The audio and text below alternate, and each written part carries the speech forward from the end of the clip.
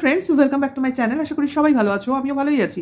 তো বেচুর আজকে ফিল আসছে রাজা রাজা, কিন্তু পুরনো সোফায় বসে শুধুমাত্র একটা কার্পেট পাতার জন্য। ওটাকে কিন্তু ফুল কার্পেট বলে না, যাই হোক। ওটা এখন আমরা অনেকেই ইউজ করি ওই জিনিসটা, কারণ ওটা হ্যান্ডেল করতে খুব সুবিধা। যাই হোক, মানে ঠান্ডা মেঝেতে, মার্বেলের মেঝেতে বা টাইলসের মেঝেতে এগুলো হলে তোমার টাইলসটাও নোংরার হাত থেকে বাঁচে, আমাদের পাটাও ঠান্ডার হাত থেকে বাঁচে, সেই হিসেবে এগুলো কমফোর্টেবল। তো জাস্ট ওখানে বসেই রাজা রাজা ফিল আসছে। কেন রাজা কেন? আর সব থেকে বড় কথা, ড্রেসটাও তো রাজার মতো না, হাফ প্যান্ট পরে গেঞ্জি পরে রাজা রাজা ফিল। হ্যাঁ, অবাক লাগছে না দেখতে? অ্যাটলিস্ট জমিদার বলতো, জমিদার জমিদার ফিল আসছে, তাহলেও মানুষ হাসতো না। রাজা রাজা ফিল আসছে। পরের বউ চুরি করে বেচো, এখন তো আমরা সবাই জানি তুমি পরের বউ চুরি করেছো। যাই হোক, সমস্ত আহ, সত্য সামনে চলে আসছে। তো হায় হায়, কী হবে? 1 বছরে পুরো চাকা ঘুরে গেল। যাই হোক, সে নিয়ে তো আমি আলাদা ভিডিও করেইছি। তো এই ভিডিওটা শুরু থেকে বলি, কি বলো? ছেলের পরীক্ষা শুরু হয়ে গেছে, কিন্তু ছেলের পরীক্ষা কখন থেকে হয় প্রথম দিনই জানে না। আচ্ছা, বাচ্চাটা নিশ্চয়ই জানবে না, তার যা বয়স, যে রুটিনটা, যেটা এক্সামের রুটিন হয়, কোন সময় থেকে পরীক্ষা, সেই সময়টা কে জানবে? যে দিতে যায় সে জানবে। অথবা বাচ্চাটার নিশ্চয়ই একটা তোমার ডায়েরি থাকবে, স্কুলের ডায়েরি, যেখানে কিনা সমস্ত জিনিস রাইট ডাউন করা হয়। তো সেটা এটা চেক করে না, করে না, না স্কুলে লেখে না লেখে না, কোনটা? স্কুল যদি না ফলো করে নিয়মটা, তাহলে সেই স্কুলটা সেই স্ট্যান্ডার্ড। আর স্কুল লিখে দিল আর গার্জিয়ান ফলো করলো না, তাহলে সেই গার্জিয়ান সেই স্ট্যান্ডার্ড। বুঝতে পারছো কোথায় কোথায় এদের লু ফলসগুলো রয়েছে? তো গাফিলতি তো রয়েছে। পরীক্ষা আমার 10:30টায়, স্টুডেন্ট চলে গেল 8:30টায়। তো এটা স্টুডেন্টের কিন্তু গাফিলতি নয়, এটা হচ্ছে যে নিয়ে যাওয়া আসা করছে তার গাফিলতি, আর বাড়িতে যারা পড়াশুনো দেখে বলে দাবি করছে তাদের গাফিলতি। যাই হোক, সেটা আবার নিজের মুখে বলছে। যাই হোক, এটা আবার কি সততা ভগবান জানে, নিজের বোকামি নিজেই প্রচার করছে।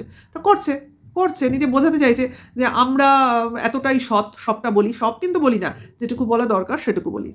যাকে বাদ দাও, মাছ বাজার করে আনলো, 3 রকম মাছ, ঠিক আছে। আচ্ছা, রান্না বান্না তো দেখাবার নাম নেই, এদিকে ছাদে উনুন। খাওয়া দাওয়াটা ছাদে বসে একটা টাইম সকালের জলখাবারটা দেখানো হলো, দুপুরের খাবার দাবার কিন্তু এখন বেশ 2-1 দিন ধরে দেখানো হচ্ছে না। হয়তো যে খায় সঙ্গে কেউ একজন, সে রোজ রোজ কেন আড়ালে আবডালে খাবে বলো? তারও তো মানে অভিমান, রাগ এগুলো আছে শরীরে। তারও তো মনে হয়, ভাই আমাকে ক্যামেরায় দেখাও না, আমি আড়ালে বসে লুকিয়ে লুকিয়ে খাবো, এটা আমি কেন বরদাস্ত করবো? আমারও তো ফেমাস হতে ইচ্ছা হয়। আমিও তো একটা অন্য চ্যানেলের মাধ্যমে কারোর নাম নিই, তবু কেন আমার নাম সে নেয় না? প্রমাণ, এতে রাগ হয় কি হয় না বলো? নিশ্চয়ই হয়। যাই হোক, সেই জন্যই হয়তো দুপুরে খাওয়া দাওয়া এখন দেখানো হচ্ছে না। অর্থাৎ কেউ একজন একসাথে বসে খাচ্ছে, কারণ তারও তো দাবি আছে। এখন তো শুনতে পাচ্ছি না কি সব বিয়ে টিয়ে। যাই হোক বাবা, এত সাহস এদের, তাই না? ডিভোর্স হলো না, বিয়ে করে ফেলছে, আবার বলছে সেটা অন্য লোক দাবি করছে, মানে কারোর না কারোর মুখে শুনে। যাই হোক, এগুলো ক্রমশ আমাদের সামনে আরও চলে আসবে। ভাই মানে উত্তেজনা থামাতে পারছি না, কি হচ্ছে আর কি হচ্ছে না। আচ্ছা, এরপরে খাওয়া দাওয়া তো হলো না, বেচু চলে গেল সিটিং এরিয়াটা সুন্দর করে সাজাতে, কার্পেট দিয়ে টেবিল এনে টেবিল সেট করে। মানে একটা জিনিস করা মানে সেখানে আমি একদম গুষ্টির তুষ্টি করে ফেলবো। অর্থাৎ ওখানেই আমি খাবো, ওখানেই আমি ঘুমোবো, ওখানেই আমি নাচবো, ওখানেই আমি গাইবো। অর্থাৎ যখন থেকে পেতেছি তখন থেকে আমি খাওয়া স্টার্ট করে দিয়েছি। আচ্ছা, বললাম কফি বিস্কুট খাবো, চলে এলো দুধ বিস্কুট। কফি বোধহয় বাড়িতে ছিল না। অথচ আলুর চপ করবো বলে আলু আনতে বাজারে চলে গেল, তাহলে কফি আনতে বাজারে গেল কেন, চলে গেল না? মানে এগুলো না কোয়েশ্চেন না, মানে স্টেপ বাই স্টেপ চলে আসে, তাই না? বাবা আলুর পকোড়া করবে, মানে আলুর চপ, পকোড়া না সরি, চপ করবে, তো আলু নেই বাড়িতে, তার জন্য আলু আনতে বাইকে করে চলে যেতে হলো। অথচ কফি খাবো, সেখানে দুধ বিস্কুট খেতে হলো, তাহলে কফি কেন নয়, দোকান থেকে আনা হলো, তাই না? যাই হোক, এগুলো প্রশ্ন, আমাদের উত্তর দেওয়ার কেউ নেই, আমাদের দেখতে হবে। আর এই প্রশ্নগুলো কাদের উদ্দেশ্যে ছুড়ে দিতে হবে? ভিউয়ার্সের উদ্দেশ্যে। অর্থাৎ এই ভিউয়ার্সরা গিয়েই কমেন্টস বক্সে গিয়ে ঠোকো, বেচুকে ঠোকো, তাই না? বেচু শুরুতে আরও একটা ব্লান্ডার মিস্টেক দেখিয়েছে, সেটা হচ্ছে বাইকে করে ছেলেকে নিয়ে বাজার করতে গেছিল, দেখেছো নিশ্চয়ই তোমরা। বাচ্চাটাকে সামনে বসায় একরকম, বাচ্চাটাকে পিছনে বসে সে মোবাইলে ব্লগিং করতে করতে নিয়ে যাচ্ছে উইদাউট হেলমেট। এই ছেলেটা কি, মানে ছেলেটা কি ডেসপারেট হয়ে যাচ্ছে কারোর পাল্লায় পড়ে? মানে কোনো একজন অখ্যাত কুখ্যাত ব্যক্তির পরামর্শে এই ধরনের জিনিস বারবার দেখাচ্ছে? মানে নিজের বিপদ নিজে টেনে আনা না, মানে নিজের পায়ে নিজে কুড়ুল মারা, মানে যা বলো, যেসব প্রবাদ বাক্য এর ক্ষেত্রে খাটে, সেগুলোই কি করতে চাইছে? হ্যাঁ, আজকে যদি বাচ্চাটার কিছু উচনিচ হয়ে যায়, তো বেচুর কি কিছুই এসে যাবে না? নাকি বাচ্চাটাকে কেউ কেউ বলছে, শুনছি কানে আসছে, রাস্তা থেকে সরাতে চাইছে, মানে কারোর হাতে তুলে দেওয়ার থেকে যায় যাক, ভাই ভগবান না করুক, এইরকম কথা মুখে আনাও পাপ। কিন্তু এরকমই তো মনে হচ্ছে না, কোনো একটা জিনিসের সঙ্গে যেন মিলে যাচ্ছে। মানে কোনো একটা ইনসিডেন্ট, কোনো একটা মা তার বাবার সঙ্গে তার ছেলেকে দেখা করতে দেবে না বলে সেই মা সেই বাচ্চাকে কিভাবে যেন হত্যা করে সুটকেসে পুড়ে রেখেছিল, শুনেছিলাম না কোনো এক গোয়ার গল্প এদের মুখ দিয়েই? মানে ইনসিডেন্ট, এটা গল্প না। তো তো সেরকমই মনে হচ্ছে না তোমাদের এই ঘটনাটা এক্ষেত্রেও ঘটতে পারে, যে মা ছেলেকে দেখতে চাইছে, বাবা ছেলেকে দেখতে দিতে চাইছে না মার সাথে, সেক্ষেত্রে বাবা যখনই বুঝছে যে আর ছেলেকে মার সাথে দেখা করানোর থেকে আটকাতে পারবে না, সেই মুহূর্তে সে হয়তো রিভেঞ্জফুল মেন্টালিটিটা আরও বাড়িয়ে দিল। অর্থাৎ সে এমন রিভেঞ্জফুল মেন্টালিটি নিজের মধ্যে পোষণ করলো যে যেন তেন প্রকারে আমি দেখা করতে দেবো না বলে ঠিক করেছি, দেখা করতে দেবই না। অর্থাৎ এমন কোনো অর্ডার এলো যে তোমাকে দেখা করাতে হবে ইমিডিয়েটলি, তো সেই মুহূর্তে এই বাবাও সেই মহিলা অর্থাৎ সেই মায়ের মতো রিভেঞ্জফুল মেন্টালিটির হয়ে যাবে না, কে বলতে পারে? কারণ মানুষের মন, এরাই বলে, হতেই পারে। তাহলে সেই উদাহরণ এই ক্ষেত্রে খাটবে না কেন? খাটতে তো পারে। তো এখানে কিন্তু আমরা অনেকটা ভীত সন্ত্রস্ত হচ্ছি এবং মনে একটা শঙ্কা পোষণ করছি যে ছেলেটার সামনে কিন্তু সমূহ বিপদ। ছেলেটা কিন্তু সবসময় একটা বিপদের উপর দাঁড়িয়ে রয়েছে, একটা বিপদের খাড়ার উপর। ছেলেটার কিন্তু প্রাণ সংশয়ের আশা রয়েছে। না হলে বাইকে কেন, তার হেলমেট থাকা সত্ত্বেও হেলমেট পরাবে না তার বাবা? যদিও নাও পরায়, কেন তাকে ফ্রন্টে বসিয়ে নিয়ে যাবে না? তাকে পিছনে বসিয়ে কেন নিয়ে যাবে? তোমার মনে হয় ওই বয়সী ছেলে তার ফুল বের পায় তার বাবাকে? মনে তো হয় না। কারণ এটা একবার নয়, আমরা ক্যামেরায় দুবার চোখের সামনে দেখলাম উইদাউট হেলমেট পেছনে বসিয়ে ছেলেটাকে ফুল স্পিডে নিয়ে যাচ্ছে বাবা। ক্যামেরা করতে করতে, ক্যামেরা যদি না করতো তাহলে বুঝতাম। ক্যামেরা করা মানেই কিন্তু যে ক্যামেরা করে তার ফুল কনসেন্ট্রেশন সেই ক্যামেরার মধ্যে গিয়ে পড়ে। ঠিক আছে? তাহলে এখানে কিন্তু অনেক কিছু আমাদের সামনে চলে আসছে যেটা কিনা বাচ্চার পক্ষে অনেক বড় বিপদ আসতে চলেছে আমার তো মনে হচ্ছে। কারণ কেন, তাহলে কেন একটা বাবা বাচ্চাকে সেফলি নিয়ে যাবে না বলো তোমরা? তাই না? এরকম আমরা স্কুলেও মাঝে মধ্যেই দেখেছিলাম যে দাদু নিয়ে যেত না। বারবার বলায় হেলমেট কেনা হলো। তো সেই ক্ষেত্রে হেলমেট কিন্তু কোনো সময় সেইভাবে ইউজ করা হয় না। রেয়ার ইউজ করা হয়। ঠিক আছে?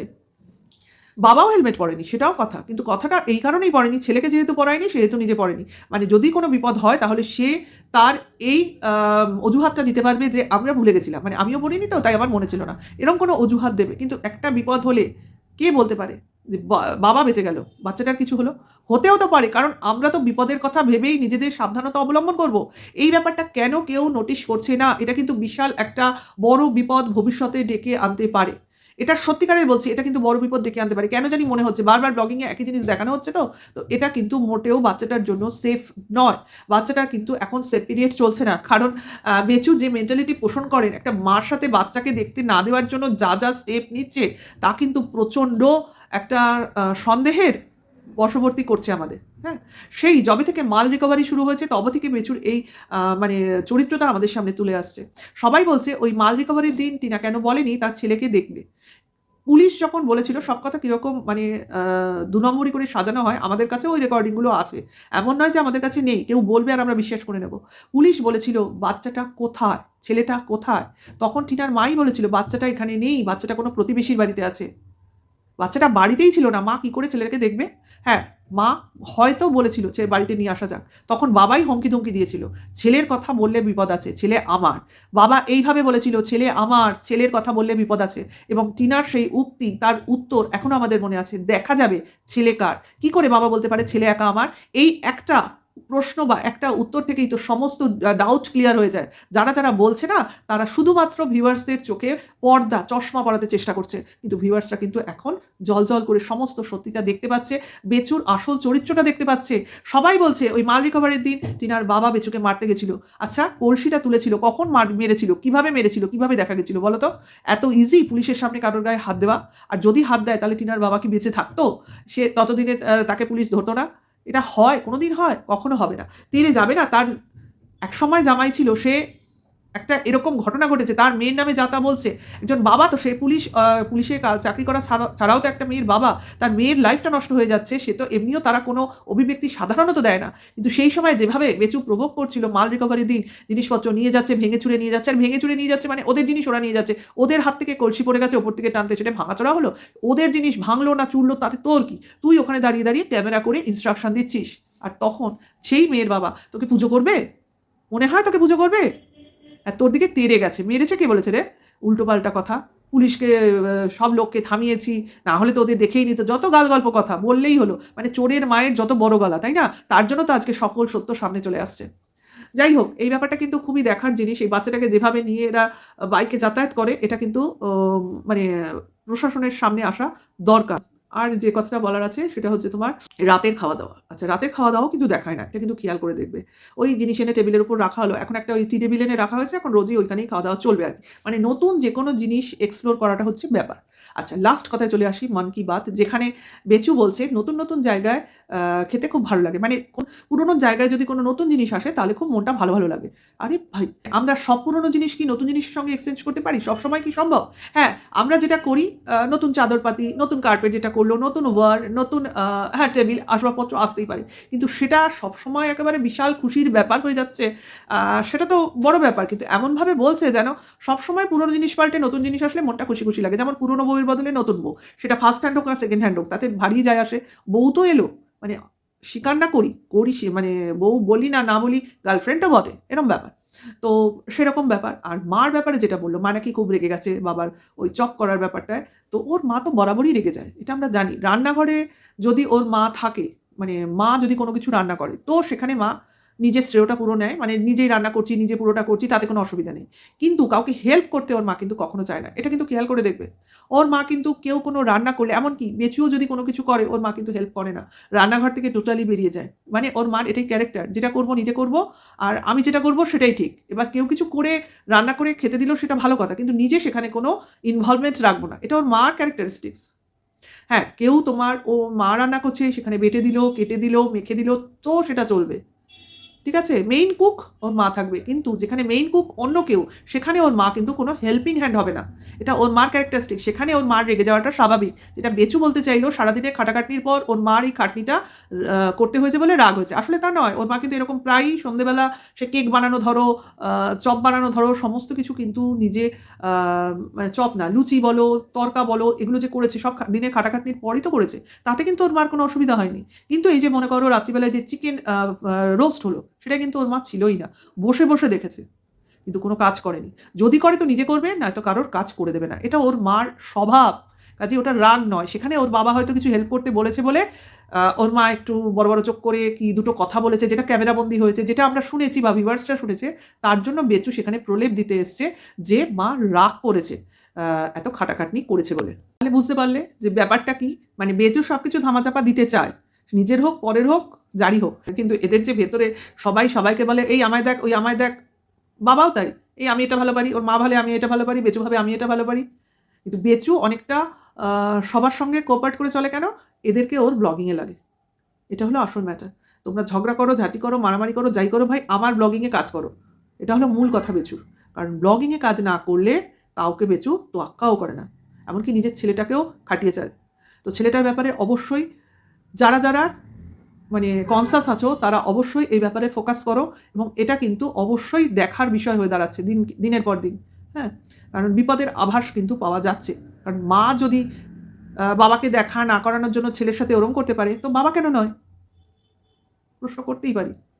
ভিডিওটা এখানেই শেষ করছি। নেক্সট কোনো ভিডিওতে খুব তাড়াতাড়ি আবার তোমাদের সামনে আসবো। ভালো লাগলে লাইক কমেন্টস করো। এখনকার জন্য এইটুকু। Tata, by.